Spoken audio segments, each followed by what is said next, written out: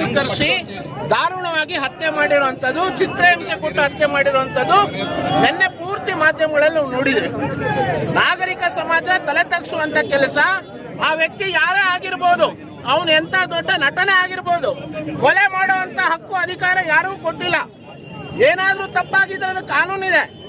ಅದನ್ನ ಬಿಟ್ಟು ತಾನು ತನ್ನ ಸಹಚರರು ಆತನ ಚಿತ್ರಹಿಂಸೆ ಕೊಟ್ಟು ಕೊಲೆ ಮಾಡಿರುವಂತದ್ದು ಇವತ್ತು ಇಡೀ ನಾಗರಿಕ ಸಮಾಜ ಖಂಡನೆ ಮಾಡ್ತಾ ಇದೆ.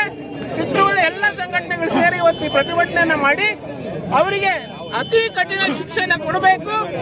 ಕಾನೂನಲ್ಲಿ ಏನು ಅತಿ ಕಠಿಣ ಶಿಕ್ಷೆ ಇದೆ ಅದನ್ನ ಆತನಿಗೆ ಮತ್ತು ಆತನ ಸಹಚರಿಗೆ ಕೊಡಬೇಕು ಅಂತೇಳಿ ನಾವು ಆಗ್ರಹವನ್ನ ಮಾಡ್ತೇವೆ. ಸರ್, ಈಗ ಮುಂದಿನ ಹಂತದಲ್ಲಿ ಯಾವ ರೀತಿ ಇಲ್ಲಿ ಇರುತ್ತೆ ಹೋರಾಟ? ಯಾಕಂದ್ರೆ ಈ ಕ್ಷಣಕ್ಕೆ ಇದು ಎಂಡ್ ಆಗುತ್ತೆ ಅಂತ ಹೇಳಿ ಖಂಡಿತ ಇದು ಮುಗಿಯೋದಿಲ್ಲ. ಈ ಹೋರಾಟ ನಾವು ಇವತ್ತು ಏನು ಪ್ರಾರಂಭ ಮಾಡಿದ್ದೇವೆ, ಕಾನೂನಿನ ಭಯ ಎಲ್ಲರಿಗೂ ಇರಬೇಕು. ನಾನೊಬ್ಬ ಸ್ಟಾರ್